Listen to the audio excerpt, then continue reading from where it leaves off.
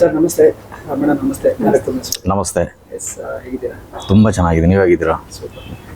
First class. ಅಪ್ಪ I love you ಅಂದರೆ ನಿಮಗೆ ನಿಮ್ಮ ಅಪ್ಪ ನೆನಪಾಗ್ತಾರಾ ಅಥವಾ ಸಿನಿಮಾ ನೋಡಿದವ್ರಿಗೆ ಅವ್ರ ಅಪ್ಪ ಕನೆಕ್ಟ್ ಆಗ್ತಾರೆ? ನಮಗೂ ನಮ್ಮ ಅಪ್ಪಂದಿರು ನೆನಪಾಗ್ತಾರೆ, ನಮ್ಮ ಮಕ್ಕಳಿಗೂ ನಮ್ಮ ಅಪ್ಪಂದಿರು ನಾನು ನೆನಪಾಗ್ತೀನಿ. ಆ್ಯಂಡ್ ಸಿನಿಮಾ ನೋಡಿದವ್ರಿಗೂ ಸಹ ಅವ್ರ ಅಪ್ಪಂದಿರು ಡೆಫಿನೆಟ್ ಆಗಿ ನೆನಪಾಗ್ತಾರೆ. ಮೇಡಮ್, ಅಪ್ಪ ಐ ಲವ್ ಯು ಅಂದ ತಕ್ಷಣ ಮೊದಲು ನೀವು ಕಾಶಿನಾಥ್ ಸರ್ ನೆನಪಾಗ್ತೀರಾ, ನಿಮ್ಮ ಸಾಂಗ್ ನೆನಪಾಗುತ್ತೆ. ಸೊ ಅದೇ ಟೈಟಲ್ನಲ್ಲಿ ಸಿನಿಮಾ ಬರ್ತಾ ಇದೆ, ಆ ಸಿನಿಮಾದಲ್ಲಿ ನೀವು ಆ್ಯಕ್ಟ್ ಮಾಡ್ತಿದ್ದೀರಾ. ಸೊ ಹೆಂಗನ್ಸುತ್ತೆ? ತುಂಬ ಲಕ್ಕಿ ಅಂತ ಅನಿಸುತ್ತೆ. ಯಾಕಂತ ಹೇಳಿದ್ರೆ ಒಂಥರ ಎಕ್ನಾಲೇಜ್ಮೆಂಟ್ ಅದು. ಕೆಲಸ ಮಾಡಿದ್ದೀರಾ, ಸಿನಿಮಾ ನಟಿ ಅಂತ ನಾವು ಗುರ್ತು ಹಿಡಿತೀವಿ, ನಿಮ್ಮ ಎಕ್ಸಿಸ್ಟೆನ್ಸ್ ಬಗ್ಗೆ ನಮಗೊಂದು ತಿಳಿವಿದೆ. ಸೊ ಈ ಥರದೆಲ್ಲ ಎಕ್ನಾಲೇಜ್ಮೆಂಟ್ ಸಿಕ್ಕಿದಾಗ ಇನ್ನೂ ಕೆಲಸ ಮಾಡಬೇಕು ಅಂತ ಒಂದು ಅನಿಸುತ್ತೆ. ಸೊ ಲಕ್ಕಿ ಅಂತ ಫೀಲ್ ಆಗುತ್ತೆ. ಸರ್, ಈ ಸಿನಿಮಾದಲ್ಲಿ ಸಪೋರ್ಟಿಂಗ್ ರೋಲ್ ಥರ ಬರುತ್ತಾ? ಏನಿರುತ್ತೆ? ನಾವು ಟ್ರೈಲರ್ ನೋಡಿದ್ವಿ, ಒಂದು ಸಪೋರ್ಟಿಂಗ್ ಅಂತಲೇ ಹೇಳ್ಬೋದು, ಒಂದು ಮುಖ್ಯ ಪಾತ್ರ ಅಂತಲೇ ಹೇಳ್ಬೋದು ಸರ್. ಬಟ್ ಮೇಯ್ನ್ ಹೀರೋಯಿನ್ ಆಗಿ ಸಂಜಯ್ ಮತ್ತು ಜೀವಿತಾ ಅವರಿದ್ದಾರೆ. ಇವರು ಮುಖ್ಯ ಪಾತ್ರದಲ್ಲೇ ಬರ್ತೀವಿ, ಒಂದು ಕೀ ಪಾಯಿಂಟ್ ಆಗಿರುತ್ತೆ ಸಿನಿಮಾಗೆ. ಮೇಡಮ್, ನಿಮ್ಮ ರೋಲ್ ಹೇಗಿರುತ್ತೆ? ಸರ್ ಹೇಳ್ದಾಗೆ ನಂದು ಕೂಡ ಇಂಪಾರ್ಟೆಂಟ್ ಪಾತ್ರ. ಸರ್ ಜೊತೆ ಸ್ಕ್ರೀನ್ ಸ್ಪೇಸ್ನ ಶೇರ್ ಮಾಡುವಂಥ ಒಂದು ಅವಕಾಶ, ನಾನಿ ಸರ್ ಜೊತೆ ಒಂದು ತೆರೆನ ಹಂಚ್ಕೊಳ್ಳುವಂಥ ಒಂದು ಅವಕಾಶ. ಸೊ ತುಂಬ ಒಳ್ಳೆ ಪವರ್ಫುಲ್ ಡೈಲಾಗ್ಸ್ ಇದೆ. ಸೊ ಕ್ಲೈಮ್ಯಾಕ್ಸ್ ಸೀಕ್ವೆನ್ಸಲ್ಲಿ ನಾವು ಬರ್ತೀವಿ, ತುಂಬ ಇಂಪಾರ್ಟೆಂಟ್ ಕ್ಲೈಮ್ಯಾಕ್ಸ್ ಇದು. ಐ ಥಿಂಕ್ ತುಂಬ ಜನ ಕನೆಕ್ಟ್ ಆಗುವಂಥದ್ದು. ಆಮೇಲೆ ಕ್ಲೈಮ್ಯಾಕ್ಸ್ಗೋಸ್ಕರನೇ ಫ್ಯಾಮಿಲಿ ಪದೇ ಪದೇ ಬಂದು ಸಿನಿಮಾ ಥಿಯೇಟರಿಗೆ ಬಂದು ನೋಡುವಂಥ ಸಿನಿಮಾ. ಸರ್, ಈ ಸಿನಿಮಾ ಟೀಮ್ ಜೊತೆ ನಾವು ನೋಡಿದ್ರೆ ಬಿಗಿನಿಂಗಿಂದನೂ ನೀವಿದ್ರಿ, ಮುಹೂರ್ತಕ್ಕೆ ಬಂದಿದ್ರಿ. ಸೊ ಅಲ್ಲಿಂದ ಟ್ರಾವೆಲ್ ಮಾಡ್ತಿದ್ದೀರಾ. ಸೊ ಫೈನಲ್ ಆಗಿ ಸಿನಿಮಾ ಹೆಂಗೆ ಬಂದಿದೆ ನಿಮ್ಗೆ ತೋರಿಸಿದ್ರ ಟೀಮು? ನೋಡಿದ್ವಿ ಸರ್, ಪೂರ್ತಿ ಸಿನಿಮಾ ನೋಡಿದ್ವಿ. ಮೊನ್ನೆ ಸೌಂಡ್ ಎಲ್ಲ ಚೆಕ್ ಮಾಡಬೇಕಾಗಿತ್ತು, ಸೊ ಹಾಗಾಗಿ ಥಿಯೇಟ್ರಲ್ಲಿ ನೋಡಿದ್ವಿ. ಚೆನ್ನಾಗಿ ಬಂದಿದೆ, ಒಳ್ಳೆ ಕಂಟೆಂಟ್ ಇರೋವಂಥ ಸಿನಿಮಾ. ಸೊ ಎಲ್ಲರೂ ಮಕ್ಕಳು ಅವ್ರ ತಂದೆ ರೀತಿಯಲ್ಲಿ ಬಂದು ನೋಡೋವಂಥ cinema, content oriented cinema. Madam, ನೀವೇನಾದರೂ ನೋಡಿದ್ರೆ? ಹೌದು, ಡಬ್ಬಿಂಗ್ ಟೈಮಲ್ಲಿ ನೋಡಿದೆ. ಮತ್ತು ನನಗೂ ತುಂಬ ಜೆನ್ಯೂನ್ಲಿ ಅನ್ಸೋದೇನಪ್ಪ ಅಂತ ಹೇಳಿದ್ರೆ, ಈಗಿನ ಬ್ಯುಸಿ ಸ್ಕೆಡ್ಯೂಲ್ಗೆ ಎಸ್ಪೆಷಲಿ ಈ ಸಮ್ಮರ್ ಟೈಮಲ್ಲಿ ಮನೆಯಿಂದ ಹೊರಗಡೆ ಬರೋದೇ ಎಷ್ಟೋ ಜನರಿಗೆ ಕಷ್ಟ ಆಗಿದೆ. ಸೊ ಈಗ ಸಮ್ಮರ್ ವೆಕೇಷನ್ ಆಗಿರೋದ್ರಿಂದ ಎಲ್ಲ ತಂದೆಂದ್ರು ಮನೇಲಿರೋ ಹೆಂಡತಿ ಮಕ್ಕಳನ್ನೆಲ್ಲರೂ ಹೊರಗೆ ಕರ್ಕೊಂಡು ಹೋಗಬೇಕು, ಈ ಥರ ಒಂದು ಸಿನಾರಿಯೋ ಇರಬೇಕಾದ್ರೆ I think theatre is one of the best experience ಎಲ್ರಿಗೂ. ಸೊ ಎಷ್ಟು ಅಂತ OTT ನೋಡೋದು, ಎಷ್ಟು ಅಂತ ಮನೆಗೆ ಕುತ್ಕೊಂಡು ಸಿನಿಮಾ ನೋಡೋದು. ಸೊ ಫಾರ್ ಅ ಚೇಂಜ್ ಥಿಯೇಟರ್ಗೆ ಬಂದುಬಿಟ್ಟು ಮೊದಲು ಯಾವ ಥರ ಪಾಪ್ಕಾರ್ನ್ ತೊಗೊಂಡು ಸಿನಿಮಾನ ಎಂಜಾಯ್ ಮಾಡ್ತಾಯಿದ್ರು, ಕಂಪ್ಲೀಟ್ ಆ ಸಿನಿಮಾ ಎಕ್ಸ್ಪೀರಿಯನ್ಸ್ ಮತ್ತೆ ಎಲ್ಲರೂ ಪಡ್ಕೊಳ್ಳುವಂಥ ಸಿನಿಮಾ ಇದು. ಸೊ ಐ ಥಿಂಕ್ ಪರ್ಫೆಕ್ಟ್ ಟೈಮ್ಗೆ ರಿಲೀಸ್ ಆಗ್ತಾ ಇದೆ. ಯಾಕಂದರೆ ಮಕ್ಕಳಿಗೆ ಎಲ್ರಿಗೂ ಸಮ್ಮರ್ ವೆಕೇಷನು. ಸೊ ಫ್ಯಾಮಿಲಿ ಎಲ್ಲರೂ ಒಟ್ಟಿಗೆ ಕೂತ್ಕೊಂಡು ನೋಡೋದು. ಎಸ್ಪೆಷಲಿ ನನ್ನ ದೊಡ್ಡಮ್ಮ ಹೈದರಾಬಾದಿಂದ ಬರ್ತಾ ಇದ್ದಾರೆ ಫಸ್ಟ್ ಶೋಗೆ. ಸರ್, ಈಗ ನವಡೇಸ್ ಅಂದರೆ ಬೀಂಗ್ ಎ ಫಾದರ್, ನೀವು ಆ್ಯಕ್ಚುಲಿ ಮಕ್ಕಳು ಮತ್ತು ತಂದೆಯ ಸಂಬಂಧ ಹೇಗಿರ್ಬೇಕು ಸರ್ ನಿಮ್ಮ ಪ್ರಕಾರ ಈಗಿನ ಜನ್ರೇಷನ್ಗೆ? ಸರಿ, ಏನಂದರೆ ಮಕ್ಕಳ ಬಗ್ಗೆ ಹೇಳಬೇಕಂದ್ರೆ ಅವ್ರನ್ನ ನೋಡಿ ನಾನು ತುಂಬ ಕಲಿತಾ ಇದ್ದೀನಿ ಸರ್. ಯಾಕಂದರೆ ಇವತ್ತು ಅವರು ನಮಗೆ ತಂದೆ ತಾಯಿ ಥರ ಕಾಣಿಸ್ತಾರೆ. ಬಿಕಾಸ್ ಏನಂದರೆ ನನ್ನ ಮಕ್ಕಳು ನನಗಿಂತ ಒಳ್ಳೆಯವರು, ನನಗಿಂತ ಬುದ್ಧಿವಂತರು, ನನಗಿಂತ ಡೆಡಿಕೇಟೆಡು. ಸೊ ಎಲ್ಲ ವಿಚಾರದಲ್ಲಿ ಕೆಲವೊಂದು ವಿಚಾರದೆಲ್ಲ ನೋಡಿದಾಗ ಹೌದಲ್ವಾ, ಇವರಿಂದ ಕಲಿಯೋದು ನನಗೆ ಎಷ್ಟೊಂದಿದೆ ಅಂತ ಅನ್ನಿಸ್ತು. ಅವ್ರ ಮುಂದೆ ನಾನು ಮಗು ಆಗಿರುವಂಥ ಒಂದು ಪ್ರಯತ್ನ ಮಾಡ್ತಾಯಿದ್ದೀನಿ. ಸೊ ಹಾಗಾಗಿ ಆ ಇಬ್ಬರು ಮಕ್ಕಳು ನನಗೆ ತಂದೆ ತಾಯಿ ಥರ, ಅವರಿಂದ ನಾನು ಕಲಿತಾ ಇದ್ದೀನಿ ಸಾಕಷ್ಟು. ಸೊ ಇದು ಎಲ್ಲರಲ್ಲೂ ಬರಬೇಕು.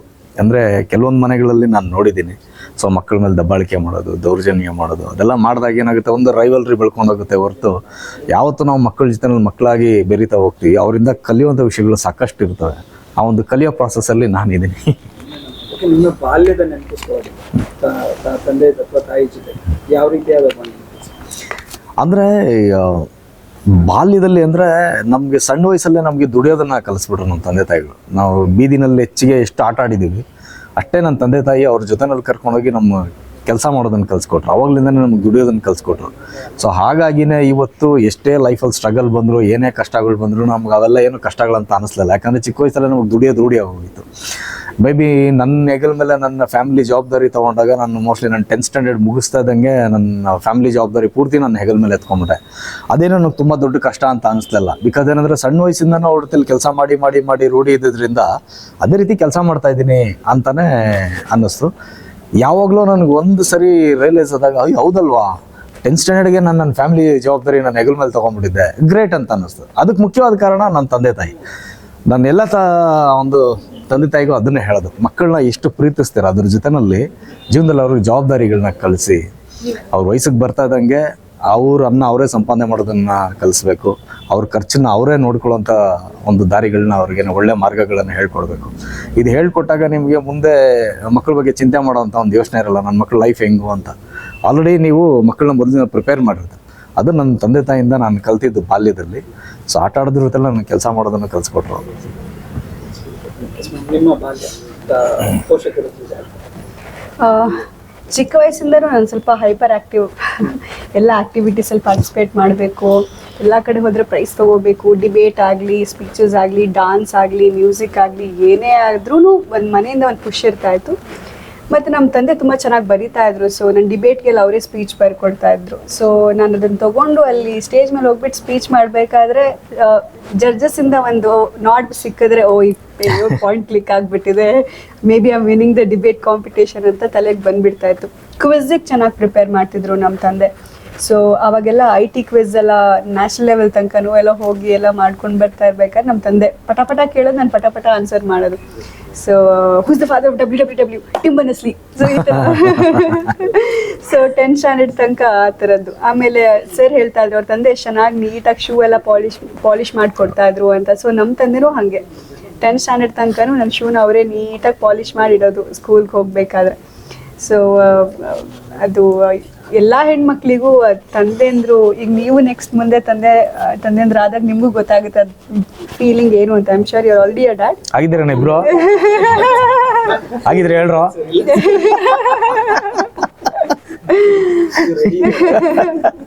Nice, good. ಸೊ ಆ ಥರದ್ದು. ಆ್ಯಂಡ್ ನಮ್ಮ ತಾಯಿ ತುಂಬ ಬೈಯೋದು ನನಗೆಲ್ಲ, ನೀವೇ ಹಾಳು ಮಾಡ್ತಾ ಇದ್ದೀರಾ, ಅವಳಿಗೆ ಎಲ್ಲ ಕಡೆ ಕಳಿಸ್ತೀರಾ. ಸೊ ನಮ್ಮ ತಂದೆ ಅವಳು ಏನು ಬೇಕಾ ಅವಳು ಯಾವತ್ತೂ ನಿಲ್ಲಿಸ್ಬೇಡ. ಕೆಂಡಸಂಪಿಗೆ ಟೈಮಲ್ಲೂ ಅಷ್ಟೇ ನಾನು ಮನೇಲಿ ಹೇಳಿರಲಿಲ್ಲ ಆಡಿಷನ್ಗೆ ಹೋಗ್ತಾ ಇದ್ದೀನಿ ಅಂತ. ನಾನು ಯಾವುದೋ ಇದೇ ಥರ ಒಂದು ಮಾಧ್ಯಮದಲ್ಲಿ ಆ್ಯಂಕರ್ ಆಗೋಕೆ ಹೋಗ್ತಾ ಇದ್ದೀನಿ, ಒಂದು ಆಡಿಷನ್ಗೆ ಹೋಗ್ಬಿಟ್ಟು ಬರ್ತೀನಿ ಅನ್ನೋ ಥರದಲ್ಲಿ ಸುಳ್ಳು ಹೇಳಿಬಿಟ್ಟು ಬೆಂಗಳೂರು ಬಂದು ಕೆಂಡಸಂಪಿಗೆ ಸಿಕ್ಕಾದ್ಮೇಲೆ ಬೀಟ್ಗೆ ಹಾಕಬೇಕಲ್ಲ, ನಿಮಗೆ ಸಿನಿಮಾ ಸಿಕ್ಕಿದೆ ಹೆಂಗೆ ಒಪ್ಸೋದು ಅಂತ. ಸೊ ನಮ್ಮ ಪಪ್ಪ ಅವಾಗ ಫಾರ್ಮಲ್ಲಿದ್ದರು ಸಂಜೆ ಅಷ್ಟೊತ್ತಿಗೆ. ಸೊ ಅವಾಗ ಕುತ್ಕೊಂಡು ಅಪ್ಪನಿಗೆ ಹೀಗೆ ದುನಿಯಾ ಸೂರಿ ಅವರ ಸಿನಿಮಾ ಸಿಕ್ಕಿದೆ ಹೋಗ್ತೀನಿ ಅಂದ ತಕ್ಷಣ ನಮ್ಮ ಅಪ್ಪನ ಒಂದು ಹಿಂಗೆ ಲುಕ್ಕು, ಸುಮ್ಮನೆ ಹೇಳ್ತಿದ್ದಾಳ ಏನಿದು ಏನು ಕತೆ ಅದನ್ನು ಲಾಸ್ಟಿಗೆ. ಯಾಕಂದರೆ ನಮ್ಮ ಎಂಟೈರ್ ಫ್ಯಾಮಿಲಿಲಿ ಯಾರೂ ಆ ಥರದೊಂದು ಡಿಸಿಷನ್ ತೊಗೊಂಡು ಮನೆಯಿಂದ ಹೋಗಿ ಈ ಥರದ್ದೆಲ್ಲ ಮಾಡಿರೋ ಉದಾಹರಣೆಗಳೇ ಇಲ್ಲ. ಎಲ್ಲರೂ ಡಾಕ್ಟರ್ಸ್, ಇಂಜಿನಿಯರ್ ಆ ಥರ ಪ್ರೊಫೆಷನ್ನೇ ಚೂಸ್ ಮಾಡಿರೋದು. ಫಸ್ಟ್ ಆಫ್ ಆಲ್ ಅವ್ರಿಗೆ ನಾನು PU ಆದಮೇಲೆ ಒಳ್ಳೆ ಮಾರ್ಕ್ಸ್ 10th ಒಳ್ಳೆ ಮಾರ್ಕ್ಸ್ ಸಿಕ್ಕಿತ್ತು. ಸೊ PU ನನಗೆ ಸೈನ್ಸ್ ಓದೋಕ್ಕಾಗಿರಲಿಲ್ಲ ನೀಟಾಗಿ. ಸೊ ಇಂಜಿನಿಯರಿಂಗ್ ಮಾಡಲಿಲ್ಲ, ನಾನು ಜರ್ನಲಿಸಮ್ ತೊಗೊಂಡೆ ಅನ್ನೋ ಥರದಲ್ಲಿ ತುಂಬ ಬೇಜಾರಿತ್ತು. ಆ್ಯಂಡ್ ಆದರೆ ನಮ್ಮ ತಂದೆ ಹೆಂಗೆ ಪರವಾಗಿಲ್ಲ, ಅವಳು ತೊಗೊಂಡಿರೋ ಫೀಲ್ಡಲ್ಲಿ ಹೆಂಗಾದರೂ ಏನಾದ್ರು ಮಾಡಿ ಉದ್ಧಾರ ಆಗ್ತಾಳೆ ಬಿಡು, ನೀನು ಯಾಕೆ ತಲೆ ಕೆಡ್ಸ್ಕೊತೀಯ ಅಂತ ನಮ್ಮ ತಂದೆ. ಸೊ ಏನೋ ಒಂಥರ ಅಪಾರವಾದ ನಂಬಿಕೆ, ಆ ನಂಬಿಕೆ ಉಳಿಸ್ಕೋಬೇಕು. ಈಗ ತನಕನೂ ಅದೇ ಇರೋದು ನನ್ನ ಮನಸ್ಸಲ್ಲೂ. ಅಪ್ಪಂಗೆ ಏನೋ ನನ್ನ ಮೇಲೆ ನಂಬಿಕೆ, ಆ ನಂಬಿಕೆನ ಉಳಿಸ್ಕೋಬೇಕು. ಸೊ ಇಲ್ಲಿ ತನಕ ಒಂದು ಸರಿ ದಾರಿ ಅಂತ ಹೇಳ್ತೀವಲ್ಲ, ಅದೊಂದು ರೌಟ್ ಮ್ಯಾಪ್ ಹಾಕ್ಕೊಟ್ಟಿರೋದನ್ನ ಎಲ್ಲ ಒಂದು ಚಿಕ್ಕ ಪುಟ್ಟ ಮನುಷ್ಯ ಅಂತ ಹೇಳಿದ್ಮೇಲೆ ಹ್ಯೂಮನ್ ಎರರ್ ಎಲ್ಲರಿಂದನೂ ತುಂಬ ಕಾಮನ್ ಅದು. ಸೊ ಆ ಥರದ್ದು ಎಲ್ಲ ಮಕ್ಕಳಿಂದನೂ ತಪ್ಪಾಗೇ ಇರುತ್ತೆ. ಸೊ ಅದನ್ನ ಹೆಂಗೆ ತಿದ್ದಿ ಅದನ್ನು ಯಾವ ಥರ ನಾವು ನಮ್ಮನ್ನು ಈಗ ಒಂದೊಂದ್ಸತಿ ಅಲ್ಲಿ ತಂದೆ ಇರಲ್ಲ, ಬಟ್ ತಂದೆ ಕಲಿಸಿರೋ ಪಾಠ ಇರುತ್ತೆ. ಸೊ ಆ ಪಾಠದಿಂದ ಹೆಂಗೆ ಮುಂದೆ ಹೋಗ್ತೀವಿ ಅನ್ನೋ ಥರದಲ್ಲಿ ಅಷ್ಟೇ. ಸರ್, ಆನ್ ಸ್ಕ್ರೀನ್ ಮೇಲೆ ತಾಯಿಯ ಸೆಂಟಿಮೆಂಟ್ ಸಿನಿಮಾಗಳು ತುಂಬ ಬಂದಿದ್ದಾರೆ, ತಂದೆಯ ಸೆಂಟಿಮೆಂಟ್ ಸಿನಿಮಾಗಳು ಸ್ವಲ್ಪ ಕಮ್ಮಿ ಆಯಿತು. ಸೊ ನಿಮ್ಗೆ ಹೆಂಗೆ ಅನ್ಸುತ್ತೆ ಅಂತ ತಂದೆಯ ಭಾವನೆಗಳನ್ನು ಕೂಡ ನಿರ್ದೇಶಕರು ಹೇಳಿದಾಗ ಹೆಂಗೆ ಅನ್ಸುತ್ತೆ ಒಬ್ಬ ಫಾದರ್ ಆಗಿ? ಏನಂದರೆ ಬ್ಯಾಕ್ ಸ್ಟೇಜ್ ಹೀರೋ ತಂದೆ ಯಾವತ್ತೂ. ಅವನ ಕಷ್ಟಗಳು ಯಾರಿಗೂ ಹೇಳ್ಕೊಳ್ಳೋದಕ್ಕಲ್ಲ. ಅಂದರೆ ಒಂದು ಗಂಡಸು ಅನ್ನೋ ಒಂದು ಸ್ವಾಭಿಮಾನ ಇರುತ್ತೆ. ಹೆಣ್ಮಕ್ಳು ಅಂದರೆ ಕಣ್ಣಲ್ಲಿ ನೀರು ಹಾಕ್ಬಿಟ್ಟು ಎಲ್ಲನೂ ತೋಡ್ಕೊಂಡ್ಬಿಡ್ತಾರೆ. ಆದರೆ ಗಂಡು ಮಕ್ಳಿಗೆ ಆಗಲ್ಲ. ನಿಮಗೆ ಅನುಭವ ಇರುತ್ತೆ. ಮನೇಲಿ ಹೆಣ್ಮಕ್ಳು ಕಣ್ಣೀರು ಹಾಕ್ಬಿಟ್ಟು ಏನೋ ಒಂದು ಹೇಳ್ಕೊಂಡ್ಬಿಡ್ತಾರೆ. ಬಟ್ ಮನೆಗೆ ಗಂಡು ಮಕ್ಕಳಾದವರು, ತಂದೆ ಆದವರು ಅವರೇ ಕಣ್ಣೀರು ಹಾಕ್ತಾ ಕೂತ್ಕೊಂಡ್ಬಿಡ್ತು ಅಂದರೆ ನನ್ನ ಫ್ಯಾಮಿಲಿ ಗತಿ ಏನು ಅದನ್ನು ಯೋಚನೆ ಮಾಡ್ತಾರೆ. ಸೊ ಹಾಗಾಗಿ ಏನೇ ಕಷ್ಟ ಇದ್ದರೂ ಏನೇ ಇದ್ರೂ ವಿಷಕಂಠಂತರ ನೋವನ್ನೆಲ್ಲ ನಂಬ್ಕೊಂಡು ಮಾಡಿಕೊಂಡು ನನ್ನ ಹೆಂಡತಿ ಮಕ್ಕಳು ಚೆನ್ನಾಗಿರ್ಬೇಕು, ನನ್ನ ಮಕ್ಕಳು ಚೆನ್ನಾಗಿರ್ಬೇಕು.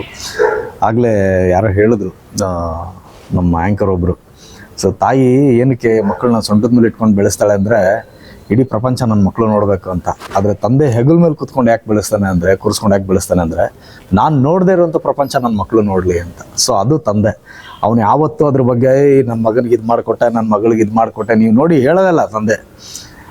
ಎಲ್ಲರೂ ಹೇಳ್ತಿರ್ತಾರೆ ಮಕ್ಕಳನ್ನ ನೋಡು ಎಷ್ಟು ಚೆನ್ನಾಗಿ ಬೆಳೆಸೋರು ಹಂಗೆ ಅಂತ ಸುಮ್ಮನೆ ನಕ್ಕೊಂಡು ಸುಮ್ಮನೆ ಆಗ್ತಾನೆ ಹೊರತು ಅವನಿಗೆ ಹೆಮ್ಮೆ ಸಾರ್ಥಕತೆ ಅಂತ ಅನ್ಸೋದು ಯಾವಾಗ ಅಂದರೆ ತನ್ನ ಮಕ್ಕಳು ಯಾವುದೋ ಒಂದು ಕ್ಷೇತ್ರದಲ್ಲಿ ಅದ್ಭುತವಾದ ಒಂದು ಸಾಧನೆ ಮಾಡಿದಾಗ ಏನಯ್ಯ ನಿಮ್ಮ ಮಗ ಇಂಥ ಸಾಧನೆ ಮಾಡ್ದ ಅಂದಾಗ ಅದೊಂದು ಸಾರ್ಥಕತೆ ಅವರು ಕೇಳೋದು ಬಿಟ್ಟರೆ ಮಕ್ಕಳಿಂದ ಬೇರೆ ಅವ್ರು ಇನ್ನೇನು ಬಯಸುತ್ತೆ. ಕೆಲವೊಂದು ಮನೆಗಳನ್ನ ನಾನು ನೋಡಿದ್ದೀನಿ, ಎಷ್ಟು ಸ್ವಾಭಿಮಾನಿ ತಂದೆ ತಾಯಿಗಳು ಅಂದರೆ ಮಕ್ಕಳನ್ನ ಅಷ್ಟು ಚೆನ್ನಾಗಿ ಬೆಳೆಸಿರ್ತಾರೆ, ಒಳ್ಳೆ ಕೆಲಸಕ್ಕೆ ಹೋಗ್ತಾ ಇರ್ತಾರೆ, ಎಲ್ಲನೂ ಮಾಡ್ತಾ ಇರ್ತಾರೆ, ಆದರೂ ಅವ್ರ ಹತ್ರ ₹1 ಇಸ್ಕೊಳ್ಳಲ್ಲ ಅವರು. ಇಲ್ಲ, ಕೊನೆವರೆಗೂ ನಾನು ದುಡ್ದಿದ್ದ ದುಡ್ಡಲ್ಲೇ ನಾನು ಇದು ಮಾಡಬೇಕು, ನನ್ನ ಮಕ್ಕಳು ಯಾವತ್ತಿದ್ರು ಮಕ್ಕಳೇ, ಅವ್ರ ಹತ್ರ ಯಾವತ್ತೂ ದುಡ್ಡು ತೊಗೊಂಬೇಡ, ನಾವಿರೋವರೆಗೂ ನಾವೇ ಊಟ ಹಾಕ್ಬೇಕು ಅವ್ರಿಗೆ, ಆ ಥರ ಮನೋಭಾವ ಬರೋದು ಓನ್ಲಿ ತಂದೆಗೆ ಮಾತ್ರನೇ. ಸೊ ತಂದೆ ಇಸ್ ಆಲ್ವೇಸ್ ಗ್ರೇಟ್. ಮೇಡಮ್, ನಿಮ್ಮ ಸಿನಿಮಾದಲ್ಲಿ ಕೆಲವೊಬ್ರು ಆರ್ಟಿಸ್ಟ್ಗಳು ಕ್ಯಾಮಿಯೋ ಥರದ್ದು ಮಾಡಿರ್ತಾರೆ. ಈಗ ನೀವು ಬೇರೆಯವರ ಸಿನಿಮಾ ಮಾಡಿದ್ದು ಒಂಥರ ಸ್ಪೆಷಲ್ ಅಂತ ಅನ್ಸುತ್ತೆ, ಹೆಂಗೆ ಅನ್ಸುತ್ತೆ ಅಂತ? ಇದಕ್ಕಿಂತ ಮುಂಚೆ ಅದೇ ಚೌಕಾದಲ್ಲಿ ಒಂದು ಕ್ಯಾಮಿಯೋ ರೋಲೆ, ಸೊ ಕ್ಲಿಕ್ ಆಯಿತು. ಜನ ಒಂದು ಹಾಡು ನೋಡೋಕ್ಕೋಸ್ಕರ ಎಷ್ಟೋ ಜನ ಅವ್ರ ಫ್ಯಾಮಿಲಿ ಮತ್ತೆ ಮತ್ತೆ ಬರೋ ಥರ ಆಯಿತು. ಸೊ ಯಾವ ಸಿನಿಮಾ ಹೇಗೆ ಎಲ್ಲಿ ಯಾಕೆ ಜನರಿಗೆ ಇಷ್ಟ ಆಗುತ್ತೆ ಆ ಮಿಸ್ಟ್ರಿ ಇವತ್ತಿನವರೆಗೂ ಯಾರಿಗೂ ಸಾಲ್ವ್ ಆಗದೇ ಇಲ್ಲ. ಇಟ್ಸ್ ಅನ್ಸಾಲ್ವ್ ಮಿಸ್ಟ್ರಿ ಅಂತಲೇ ಹೇಳ್ಬೋದು. ಈ ಸಿನಿಮಾದಲ್ಲೂ ಕ್ಲಿಕ್ ಆಗ್ಬೋದು, ಜನರಿಗೆ ಇಷ್ಟ ಆಗ್ಬೋದು. ನಂದು ಒಂದು ಕೋರಿಕೆ ಏನಪ್ಪ ಅಂತ ಹೇಳಿದ್ರೆ, ಯಾವುದೇ ಎಕ್ಸ್ಪೆಕ್ಟೇಷನ್ ಇಟ್ಕೊಂಡೇ ಜನ ಬರಬೇಕು ಥಿಯೇಟರ್ಗೆ. ಬಂದ ಮೇಲೆ ಸಿನಿಮಾ ಇಷ್ಟಪಟ್ಟು ಏನೋ ಒಂದು ತೊಗೊಂಡು ಹೋಗಬೇಕು. ಸೊ ಆ ಥರ ಎಕ್ಸ್ಪೆಕ್ಟೇಷನ್ ಇಲ್ಲದೆ ಬರೋದಿದೆಯಲ್ಲ, ಆವಾಗಲೇ ನಿಮ್ಗೆ ಯಾವುದೇ ಒಂದು ಸ್ಟೋರಿ ಆಗಲಿ ಇನ್ನೊಂದಾಗಲಿ ಏನೋ ಒಂದು ಒಳ್ಳೇದು ತೊಗೊಂಡು ಹೋಗ್ತೀರಾ. ನೀವು ತುಂಬ ಎಕ್ಸ್ಪೆಕ್ಟೇಷನ್ ಇಟ್ಕೊಂಡು ಯಾವುದೇ ಸಿನಿಮಾ ಥಿಯೇಟ್ರಿಗೆ ಬಂದಾಗಲಿ ಒಂದು ಸಿನಿಮಾ ಥರ ನೋಡಬೇಕು ಅನ್ನೋ ಥರದಲ್ಲಿ. ತಬ್ಲಾ ನಾಡಿ ಸರ್ ಇದರಲ್ಲಿ ತಂದೆ ಕ್ಯಾರೆಕ್ಟರ್ ಮಾತಾಡೋದು, ಇಷ್ಟು ದಿನ ಅವರು ಕ್ಯಾಮಿಯೋ ಕಾಮಿಡಿ ರೋಲ್ಗಳು ಮಾಡ್ಕೊಂಡು ಬಂದಿರೋದಿರ್ಬೋದು, ಅದು ಕಾಮಿಡಿ ಜನರಲ್ಲೇ ಇದ್ದಿದ್ದಂಥದ್ದು, ಇದ್ರಲ್ಲಿ ತುಂಬಾ ಎಮೋಷನಲ್ ಪಾತ್ರದಲ್ಲಿ ಮಾಡಿರುವಂಥದ್ದು. ಸೊ ನಿಮ್ಗೆ ಹೇಗಿತ್ತು ಸರ್? ನೀವು ನೋಡಿ ಅಬ್ಸರ್ವ್ ಮಾಡಿ, ಯಾರು ತುಂಬ ನಗಿಸ್ತಾ ಇರ್ತಾರೆ ನಿಮ್ಮ ಗ್ರೂಪಲ್ಲಿ ಆಗಿರ್ಬೋದು, ನಿಮ್ಮ ಸ್ನೇಹಿತರೆ ಆಗಿರ್ಬೋದು, ಯಾರು ತುಂಬ ನಗಿಸ್ತಾ ಇರ್ತಾರೆ, ಜಾಲಿಯಾಗಿರ್ತಾರೆ, ಖುಷಿಯಾಗಿರ್ತಾರೆ, ಅವ್ರು ಯಾವತ್ತಾದ್ರೂ ಕಣ್ಣಲ್ಲಿ ನೀರು ಬಂತು ಅಂದರೆ ನಿಮ್ಮ ಕಣ್ಣಲ್ಲೂ ನೀರು ಬಂದ್ಬಿಡುತ್ತೆ. ಏನೋ ಅವನು ಎಲ್ಲರೂ ನಗಿಸ್ತಾ ಇದ್ದ ಮಾಡ್ತಾ ಇದ್ದ, ಒಂದು ನಿಮಿಷ ನಮಗೆ ಬೇಜಾರಾಗೋದಕ್ಕೆ ಬಿಡ್ತಾ ಇರಲಿಲ್ಲ. ಇವತ್ತು ಇವನು ಅಳ್ತಾವನಲ್ಲ ಮಗ, ಬಾ ಅವನೇನು ಕಷ್ಟ ನೋಡೋಣ ಅಂತ ಎಲ್ಲರೂ ಬಂದ್ಬಿಡ್ತಾರೆ ಜೊತೆನಲ್ಲಿ. ಸೇಮ್ ಅದೇ ಥರ ಪಾತ್ರ ನಾಣಿ ಅವ್ರದ್ದು ಈ ಸಿನಿಮಾದಲ್ಲಿ. ಎಲ್ಲ ಸಿನಿಮಾದಲ್ಲೂ ನಗಿಸ್ತಾ ಇದ್ರು, ಈ ಸಿನಿಮಾದಲ್ಲಿ ಅಳಿಸ್ತಾರೆ, ನಗ್ಸೋದ್ರ. ಹೌದು, ಅದೇ ಥರ ಪಾತ್ರ ನಾಣಿ ಅವ್ರದ್ದು ಇದರಲ್ಲಿ. ಸೊ ಮೊದಲಿಂದ ಏನು ನಗಿಸ್ತಾರೆ, ಕೊನೆಯಲ್ಲಿ ಅಳಿಸ್ತಾರೆ, ಆ ಥರದ್ದೊಂದು ಪಾತ್ರ ನಾಣಿ ಅವ್ರದ್ದು. ಫೈನಲಿ ನಿಮ್ಮ ಮುಂದಿನ ಪ್ಲಾನ್ಸ್ ಏನಿದೆ? ಮುಂದಿನ ಸಿನಿಮಾ ಪ್ಲಾನ್ಸ್ ನಮ್ಮಿಬ್ರದ್ದು ಕೇಳ್ತಾ ಇದ್ದಿಲ್ಲ, ಅವ್ರದ್ದು ಕೇಳ್ತಾ ಇದ್ದಿಲ್ಲ. ಅವ್ರದ್ದು ನೀವು ಹೇಳಿ, ಹೆಣ್ಮಕ್ಳು ಫಸ್ಟು. ಕಪ್ ಹೌದು, ಆಲ್ವೇಸ್ ಹೆಣ್ಮಕ್ಳೇ ಸ್ಟ್ರಾಂಗ್. ಹೇಳಿ, ನೀವೇ ಸ್ಟ್ರಾಂಗ್ ಹೇಳಿ. ನನಗೆ ಮೋಟಿವೇಟ್ ಮಾಡ್ತಿದ್ದೀರಾ ಗಂಡ್ ಮಕ್ಳು ಅಂದ್ಮೇಲೆ. ಪ್ಲಾನ್ಸ್ ಅಂತ I don't want to have any major plans. ಯಾಕಂದ್ರೆ ಯಾವತ್ತು ನಾವು ಒಂದು ಯೋಚನೆ ಮಾಡಿರ್ತೀವಿ, ಅಲ್ಲಿ ಮೇಲೆ ಕೂತಿರೋ ಅವ್ನು ಬೇರೆ ಏನೋ ಪ್ಲಾನ್ ಇರುತ್ತೆ. So just want to go with God's plan. ಇದು ನನಗೆ ಹೇಳ್ಕೊಟ್ಟಿರೋದು ಯಾರು ಗೊತ್ತಾ? ತರುಣ್. ನಾನು ಯಾವತ್ತು ತುಂಬಾ ಪ್ಲಾನಿಂಗ್ ಮಾಡ್ತಾ ಇದ್ದೆ ಮೊದಲು. ಇದಾದ್ಮೇಲೆ ಹಿಂಗಾಗುತ್ತೆ, ಇದು ಹಂಗಾಗುತ್ತೆ, ಇದಾದ್ಮೇಲೆ ಈ ಥರ ಇದು ಲೈಕ್ ತುಂಬಾ ಪ್ಲಾನಿಂಗು.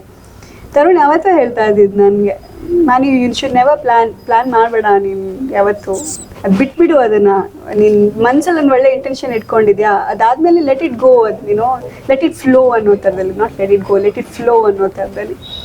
ಸೊ ಅದನ್ನು ಇವತ್ತಿನವರೆಗೂ ಫಾಲೋ ಮಾಡ್ತಾ ಇದ್ದೀನಿ. ಆ ದಿನಕ್ಕೆ ನನಗೆ ಈ ಕೆಲಸಗಳು ಮಾಡಬೇಕು, ಒಂದು ವಿಶ್ ಲಿಸ್ಟು ಮಾಡಿದ್ದೀನಿ, ಈ ಕೆಲಸಗಳು ಮಾಡಿದ್ದೀನಿ. ಬೆಳಗ್ಗೆ ಜಿಮ್ಗೆ ಹೋಗಬೇಕು, ಈ ಡಯಟ್ ಮಾಡಬೇಕು, ಇದಿಷ್ಟು ಕಾಲ್ಸ್ಗಳು ಮಾಡಬೇಕು, ಕೆಲವೊಂದು ಚೆಕ್ ಲಿಸ್ಟ್ಗಳು ಮಾಡಿಟ್ಟಿರ್ತೀನಿ. ಆ ಕೆಲಸ ಆ ದಿನಕ್ಕೆ. ಮತ್ತು ಬೋನಸ್ ಆಗಿ ಏನೇನು ಸಿಗುತ್ತೆ ಜೀವನದಲ್ಲಿ, ಅದೆಲ್ಲ ಬೋನಸ್ ಅಷ್ಟೇ. ನಿಮ್ಮ ನೆಕ್ಸ್ಟ್ ಪ್ಲಾನ್ಸ್, ನೆಕ್ಸ್ಟ್ ಸಿನಿಮಾಗಳು? ನಮ್ದು ಹೌದು, ಅವ್ರು ಹೇಳ್ದಂಗೆ ಸರ್. ಭಗವಂತ ಅವತ್ತೊಂದು ದಿನಕ್ಕೆ ಏನು ಕೊಡ್ತಾನೆ ಅದನ್ನು ತಗೊಳ್ಳೋದಷ್ಟೇ, ಕೈ ಮುಕ್ಕೊಂಡು. ಸದ್ಯದೆಲ್ಲ ಗುಡ್ ನ್ಯೂಸ್ ಕೊಡ್ತೀನಿ ನಿಮಗೆ. ಇದೆ good news, not that good news. ಸಿನಿಮಾಗೆ ಸಂಬಂಧಪಟ್ಟ ನಾನು ಹೆಂಗೋ ಗುಡ್ ನ್ಯೂಸ್ ಕೊಡೋದಕ್ಕೆ ಸಾಧ್ಯ.